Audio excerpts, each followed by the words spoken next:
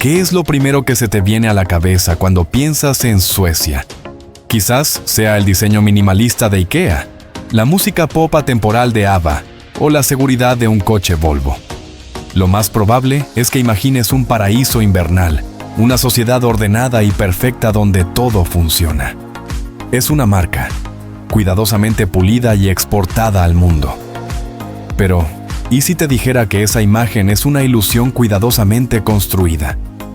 Que bajo la superficie serena y ordenada de esta nación se esconde una historia profunda e inquieta de ingeniería social radical, de contradicciones culturales y de una silenciosa batalla constante por su propia alma. Este no es un viaje para ver paisajes. Es una investigación sobre un gran experimento en curso que ha tenido un éxito inimaginable, pero que también ha fracasado de maneras que sus arquitectos nunca previeron. Olvida lo que crees que sabes. Vamos a encontrar la verdadera Suecia. Tu primera impresión de Suecia, al verla desde un avión, no es de ciudades o pueblos. Es de verde y azul. Un océano infinito y profundo de bosques, salpicado por el brillo de casi 100,000 lagos. Se siente antiguo, primigenio y profundamente vacío. Y esa sensación es estadísticamente correcta. Este es el quinto país más grande de Europa por superficie, más grande que California. Y sin embargo, alrededor del 97% de su territorio permanece deshabitado. Ese simple dato no es una anécdota, es la clave de todo.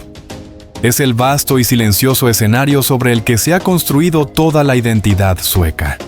En la mayor parte del mundo, tanta tierra vacía sería un campo de batalla por la propiedad, cercada, vendida y plagada de carteles de prohibido el paso.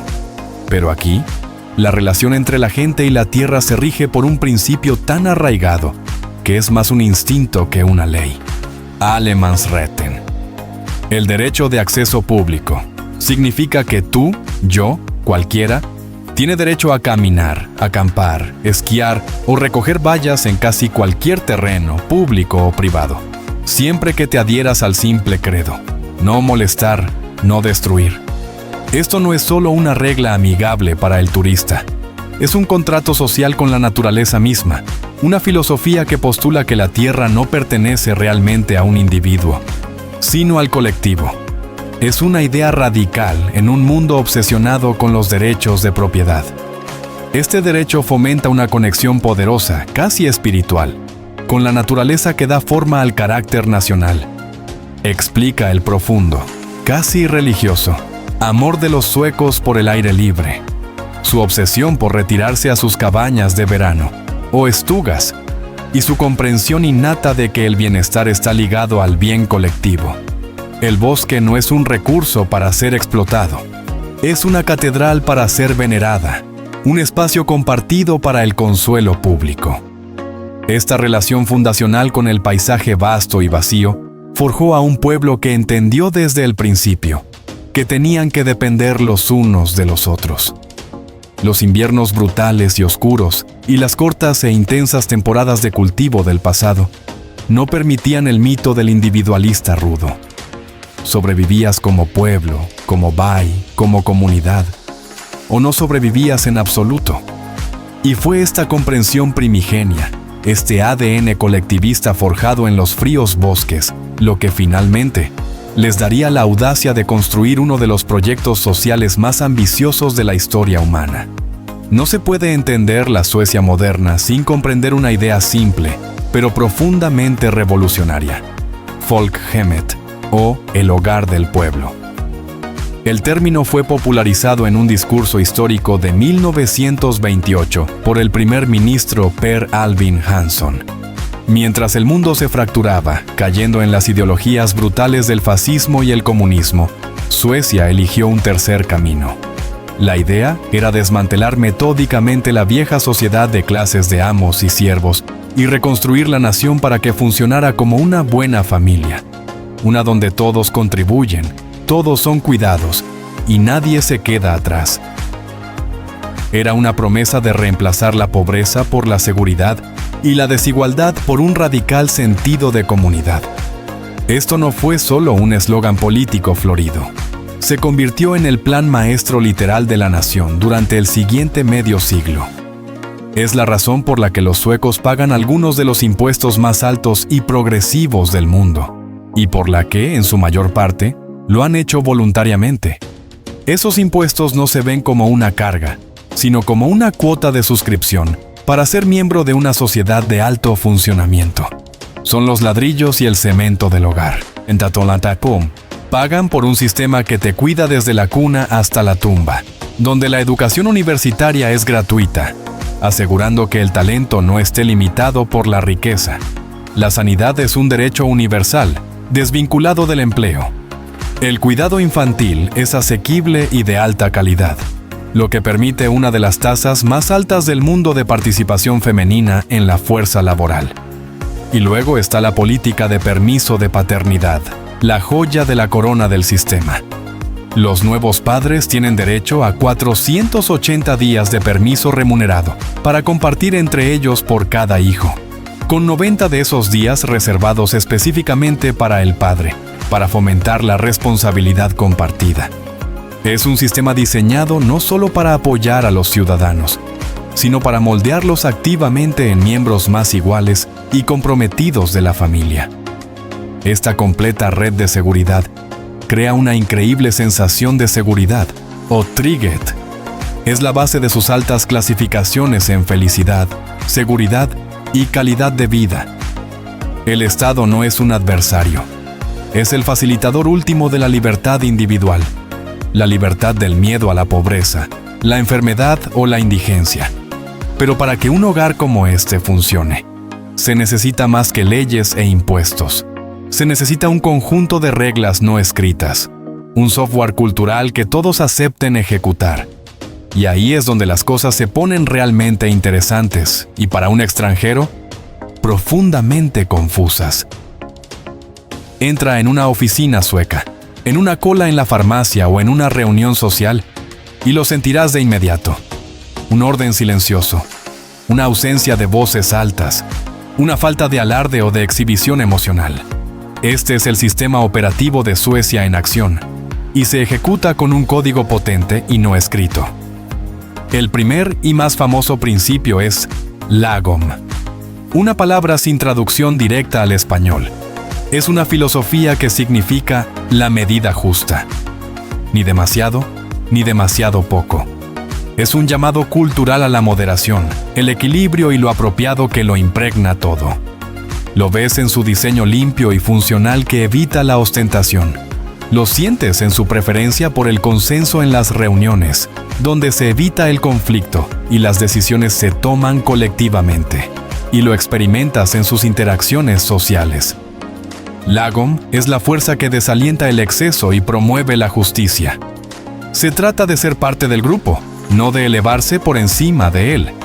Esto se ve reforzado por un código nórdico relacionado y tácito, a menudo llamado la ley de Jante, Jantelagen, un conjunto de reglas que se pueden resumir en: no debes pensar que eres alguien especial. Para un extranjero, especialmente uno de una cultura más individualista, esto puede sentirse frío, incluso sofocante. Ayuda a explicar la paradoja mencionada en el vídeo original.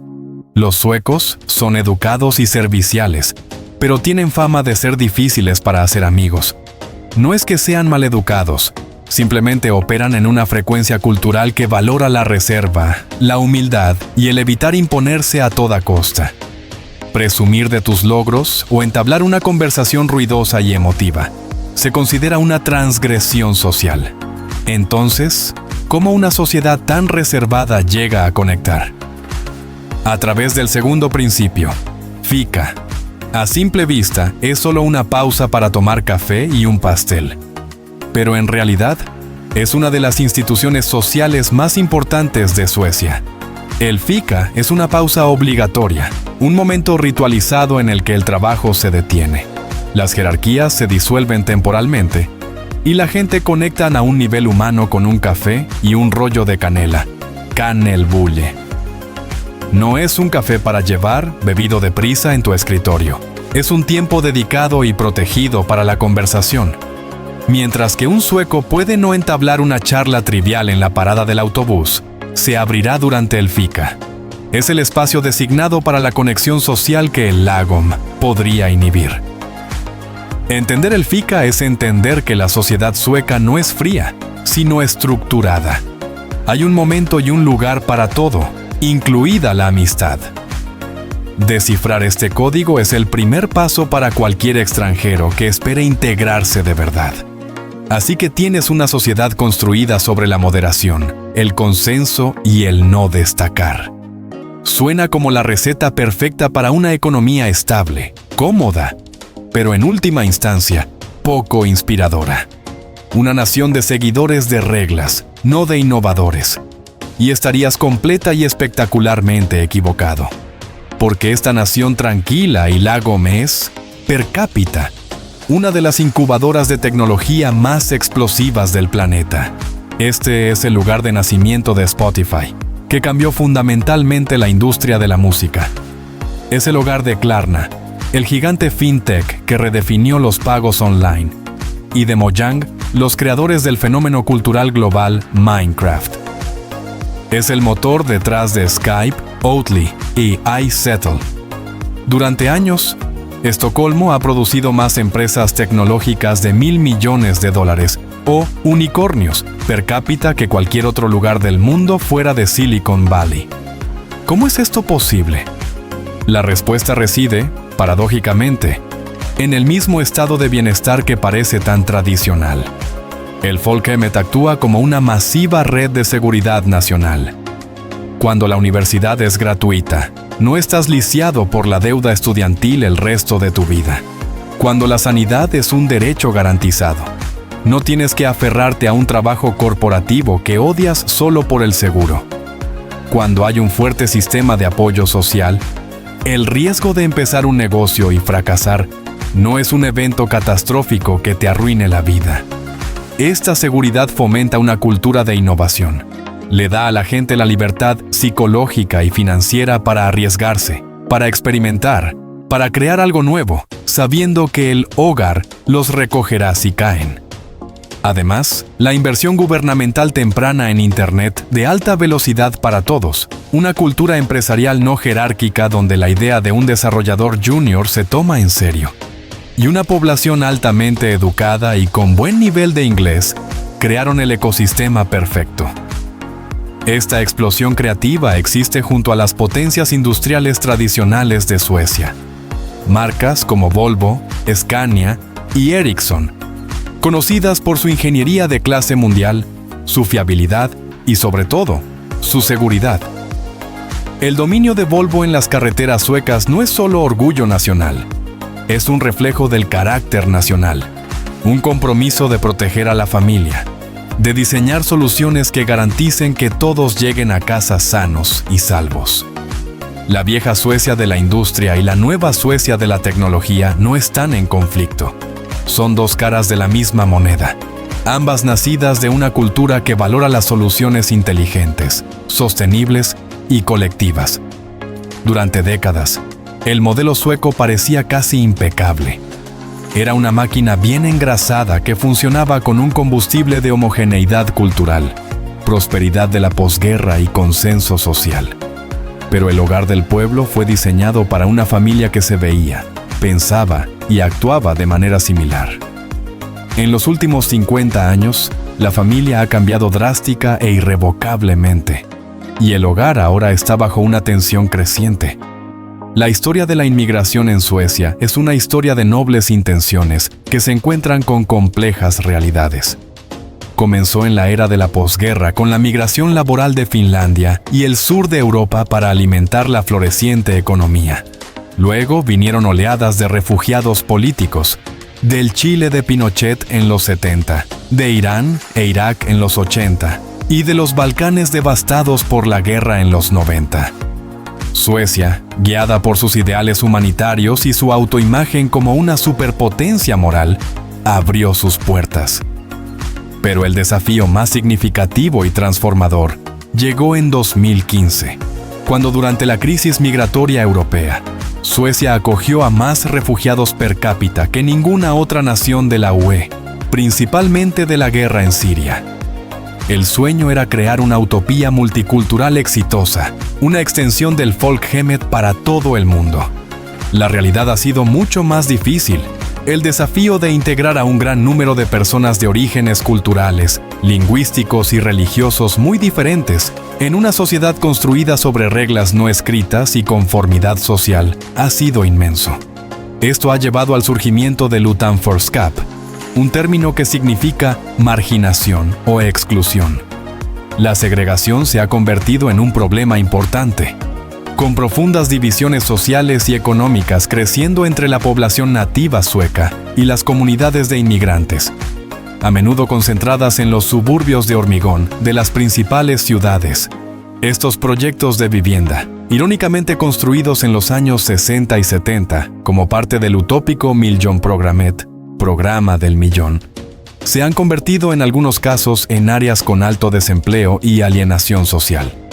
En los últimos años, esto ha alimentado un aumento de la delincuencia relacionada con bandas que ha conmocionado a la nación y ha hecho añicos su imagen como uno de los países más seguros del mundo. Esto ha creado profundas fisuras en la sociedad y la política suecas. El consenso político de larga data se ha derrumbado, dando lugar al ascenso de los demócratas de Suecia, un partido nacionalista con raíces anti-inmigración, que ha pasado de ser un movimiento marginal a una de las mayores fuerzas políticas del país. Suecia es ahora un país en medio de una dolorosa y ruidosa conversación nacional sobre identidad, integración y el futuro del hogar del pueblo.